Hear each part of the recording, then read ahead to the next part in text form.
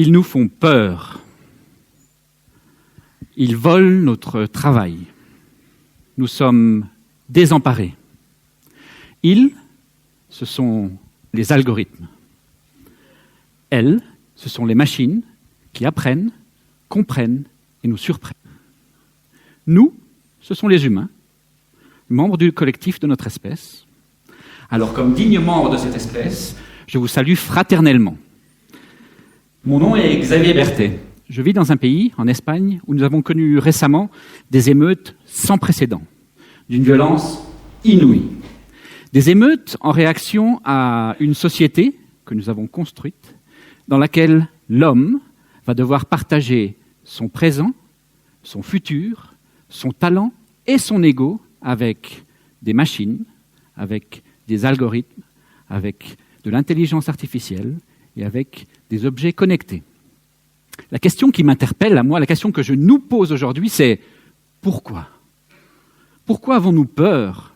Pourquoi réagir avec autant de véhémence contre des créations intellectuelles, contre des objets qui ont le potentiel de résoudre les problèmes les plus ardus, les plus épineux, aujourd'hui et demain ?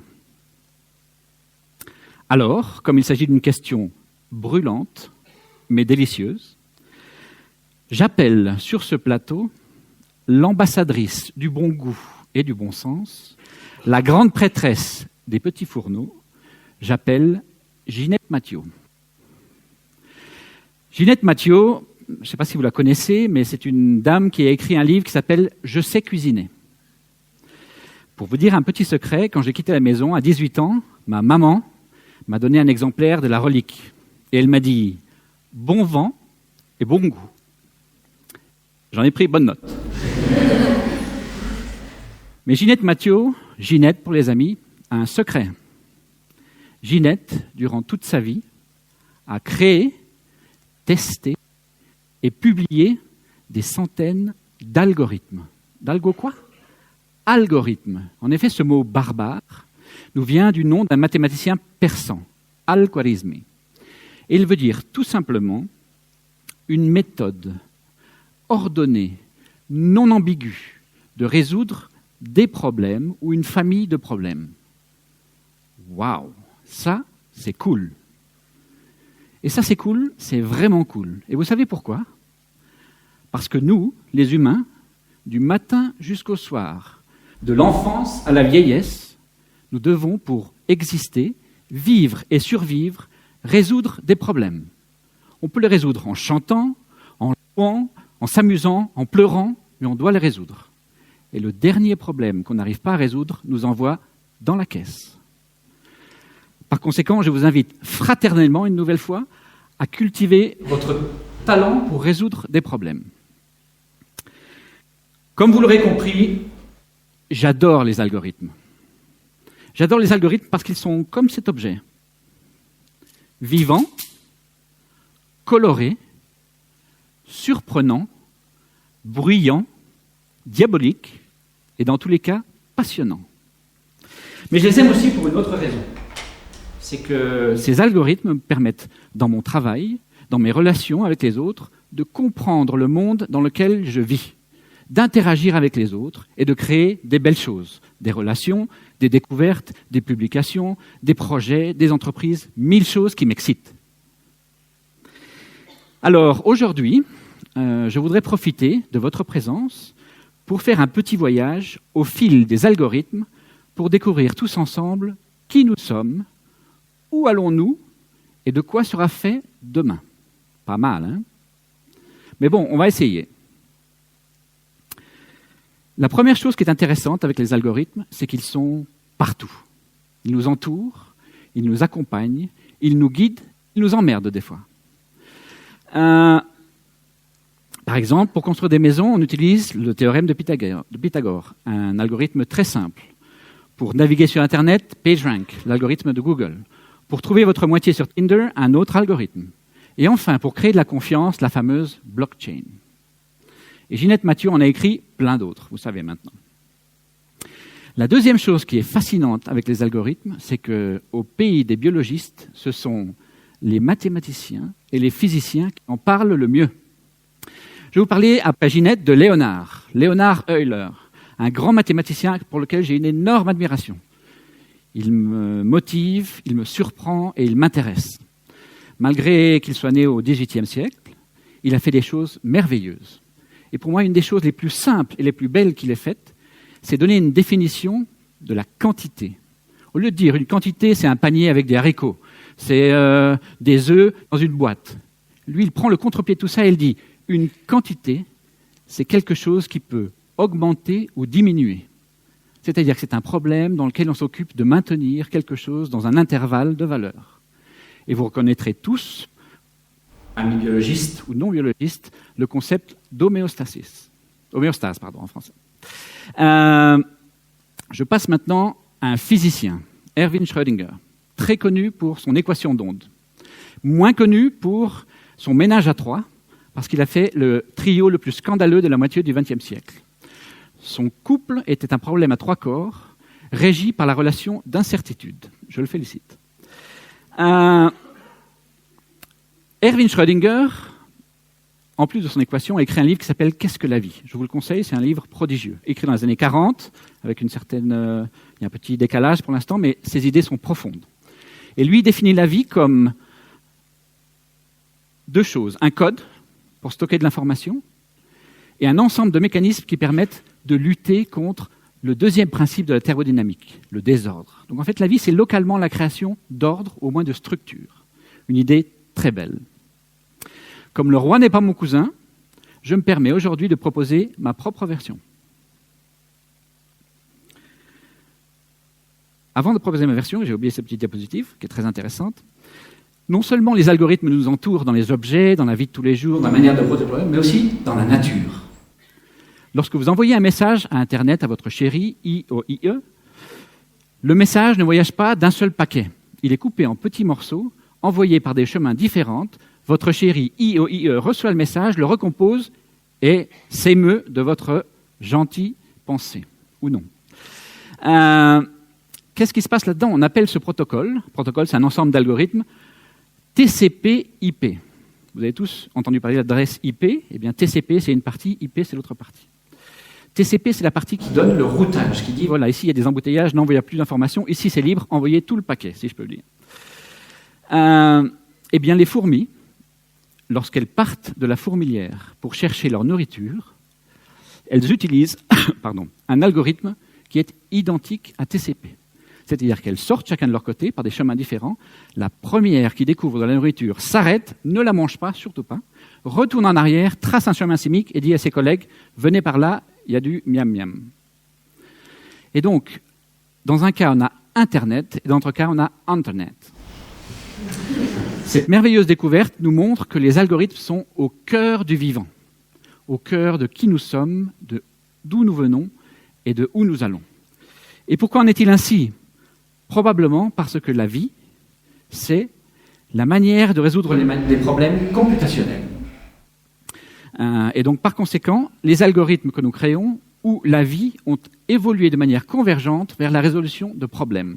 Le mathématicien Henri Poincaré avec cette phrase magnifique, il disait « Les mathématiques, c'est la manière de dire la même chose, de donner le même nom à des choses différentes. » C'est exactement ça. Alors voilà, algorithme égale problème computationnel. Basé sur cette expérience, comme je l'ai dit, je me permets, après Euler et Schrödinger, avec toute la modestie qui me caractérise, de proposer ma propre définition du vivant. Pour moi, est vivant une chose qui a 3 caractéristiques. La première, une capacité de contacter, de parler et d'échanger avec les autres. La deuxième, une capacité, comme on l'a vu, de résoudre des problèmes computationnels. Qu'est-ce que ça veut dire computationnel ? Ça veut dire qu'on peut réaliser des calculs, des opérations, de la logique, des choses comme ça. Et finalement, le troisième point, très important, c'est la capacité de se répliquer, d'évoluer, donc de changer, et surtout de s'auto-actualiser. Ça, c'est un mot moche, mais qui veut tout dire. Ça veut dire que quand Windows vous dit « Attention, j'ai besoin de 10 minutes pour m'auto-actualiser », ne l'interrompez pas, c'est très important. Et ce qui me plaît de ma définition, si vous me permettez, je suis un peu fier de moi, mais c'est comme ça,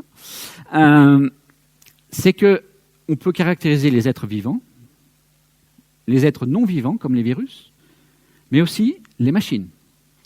Lorsque vous amenez votre voiture au garage, votre mécanicien la branche sur Internet, actualise son software, décharge les sensors de pneus, d'essence, de consommation, et vous fait un bilan. Votre voiture est à changer, chercher un financement.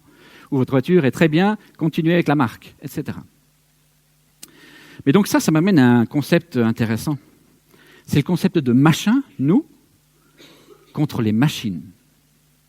Parce qu'en fait, nous sommes un peu comme les objets connectés. De temps en temps, on échange, on fait des copains, des copines, on parle, on évolue, et on établit une auto-actualisation lorsqu'on étudie, comme vous, ou lorsqu'à un moment de sa vie, on a envie de faire autre chose. Réapprendre, se remettre en question, effacer, du passé faisant table rase, etc., etc. Et là vient, à mon avis, un des 3 problèmes que nous avons avec les machines. Élise a parlé tout à l'heure de la pyramide de Maslow, qui en fait est un théoricien, un psychologue, un social psychologist, qui a étudié les besoins humains. Et tout au sommet de la pyramide se trouve l'auto-actualisation. Ça veut dire que jusqu'à présent, on a vécu très bien parce que les machines étaient idiotes. Les machines, on les avait créées pour se défaire de ce que nous ne voulions pas faire. Et aujourd'hui, elles nous font le lit, mais en portefeuille. Et donc ça, c'est douloureux. Ça, je pense que c'est une des raisons principales pour laquelle nous avons un problème avec les machines.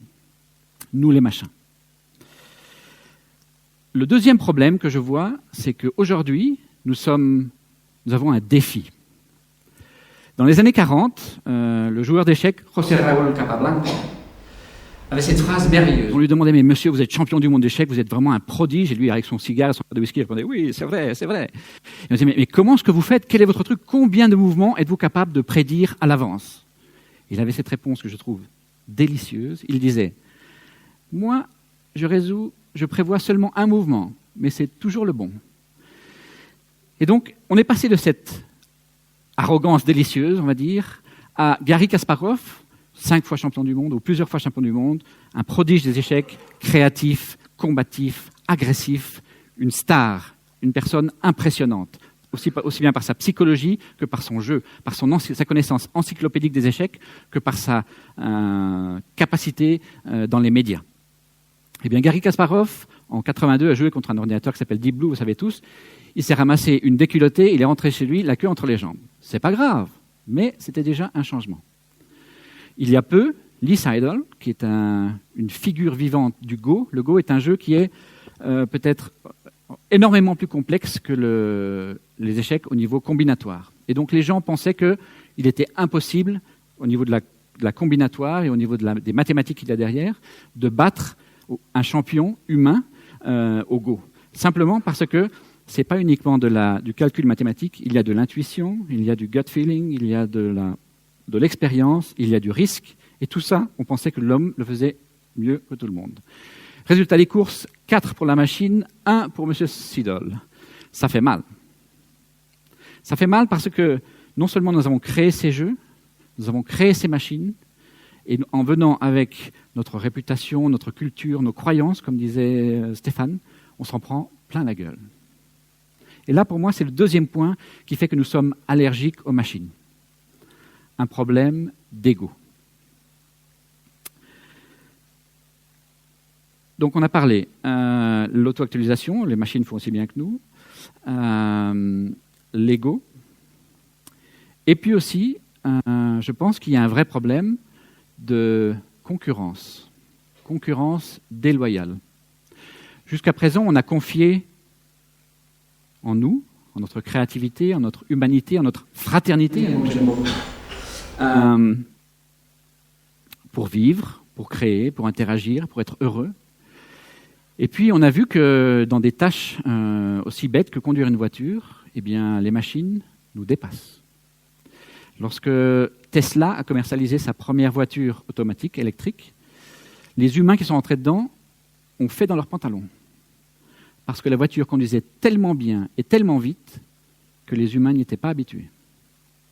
Qu'est-ce que ça veut dire tout ça? Ça veut dire que les machines peuvent découvrir des solutions bien meilleures que celles qu'on a trouvées jusqu'à présent. Et ça, c'est effrayant. Alors voilà. Qu'est-ce qu'on doit faire? Collaborer, comme le disait Élise, entrer en concurrence, comme le font certains. Donner des coups de tatane contre les taxis, c'est une solution. Se comporter comme un animal. Mais en fait, le chauffeur de taxi qui donne une tatane au chauffeur de Uber ou de Cabify en Espagne, c'est une victime. Et c'est une victime qui se comporte comme un agresseur. Et pour moi, ce n'est vraiment pas la bonne solution. Moi, je crois en la fraternité. Je crois dans la personne, et je crois que le problème ne vient pas de l'algorithme, mais vient de notre usage. Lorsqu'on commande une pizza qu'on amène à la maison alors qu'on est en train de regarder le foot dans le sofa, on s'en fout que le livreur de pizza gagne 1 euro pour avoir fait 17 km en vélo. On s'en tape. Ce n'est pas un problème. Et je pense qu'on n'est pas habitué au jour d'aujourd'hui à apprendre que les choses changent, que les révolutions ne se font pas sans couper des têtes, que le changement fait mal. On n'est pas habitué à remettre en cause notre confort. On n'est pas habitué à changer de choses. En fait, ce qui arrive au chauffeur de taxi qui donne un coup de tatane dans la voiture, c'est qu'on l'a réveillé pendant la sieste. Et pendant qu'il dormait, quelqu'un aux États-Unis, qui ne le connaissait ni d'Ève ni d'Adam, a eu l'idée d'un algorithme et d'un modèle d'affaires qui va complètement mettre en péril son business, qui va mettre en péril son confort, sa manière de vivre. En d'autres termes, il a arrêté de penser et il en prend plein les dents. Je ne m'en réjouis pas, mais je pense sincèrement que c'est inéluctable. Alors, au lieu d'être une victime, pensons, organisons-nous, réagissons.